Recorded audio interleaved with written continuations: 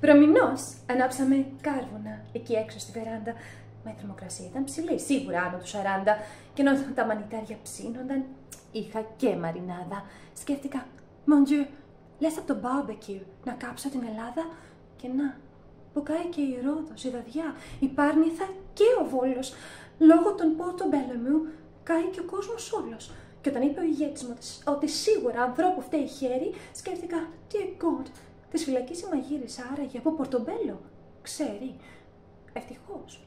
Το φταίξιμο έπεσε σε πρόσφυγες καημένους που τους είχαν κάτι πατριώτες Έλληνες σε κοντέινερ κλεισμένους φυσικά.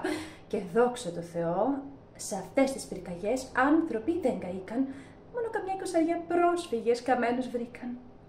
Για τους ανύπαρκτους νεκρούς και τις φωτιές τις τόσες φταίει το πυρονέφος, the climate change και οι κακές οι γλώσσες. Έξαλλη όμως εγώ και περίληπη. Παίρνω τον επικρατείας. Μάκη μου, σ' αγαπώ, σ' εκτιμώ, αλλά εδώ πρόκειται για κατάσταση μεγής της αλητείας. Τίποτα να μην λειτουργεί. Πυροσβεστική, λιμάνια, τρένα. Σταματήσατε να δουλεύετε, Μάκη μου, μόλις πήρατε ποσοστό 41. Πού είναι, Μάκη, φίλε μου, η πρόληψη καημένη? 1,5 εκατομμύριο στρέμματα κάηκαν, Μάκη μου, είσαστε εκτεθειμένοι. Το τι μου απάντησε, δεν θα πω, γιατί εγώ είμαι κυρία. Μου θύμισε όμως ότι ζούμε πλέον σε φιλελεύθερη οικονομία. Φιλελευθερισμός, πτωχή ανόητη, αυτό ακριβώς σημαίνει. Το κράτος διαλύεται, το δημόσιο πεθαίνει. May it rest in peace. Ό,τι εργοανακοινώνεται δίνεται σε ιδιώτες.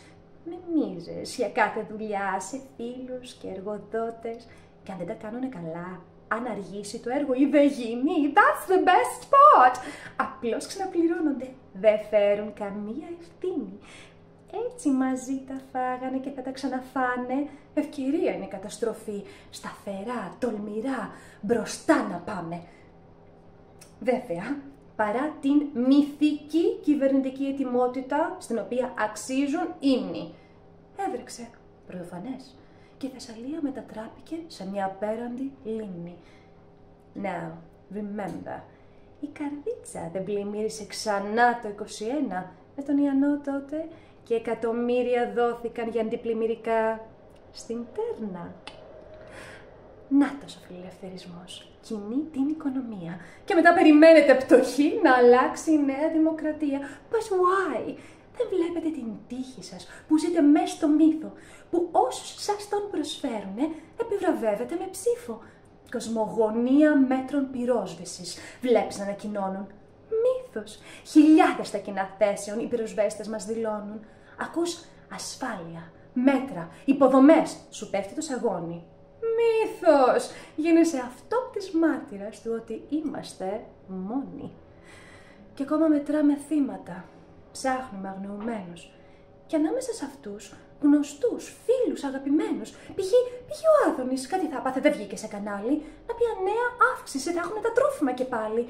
12% αυξήθηκαν από τον Ιούλιο ήδη. Τώρα που ο κάμπος πνίγηκε, πόσο θα πάει το κρεμμύδι? Τον Υπουργό Μεταφορών, τον Χρυσοχοΐδη, τον έχουμε χαμένο. Και ποιος θα μας πει πόσο το εθνικό δίκτυο θα μένει έτσι κομμένο? Πού είναι ο υγείας? Πτώματα ζώων στο νερό, επιπλέον και το μολύνουν. Ποιος θα μας πει πώς τελικά όλα αυτά τα λύνουν? Μα μη φοβάστε, Έλληνες. Η ηγεσία του τόπου μύθος σας υποσχέθηκε. Κι ας είναι και του Εσώπου.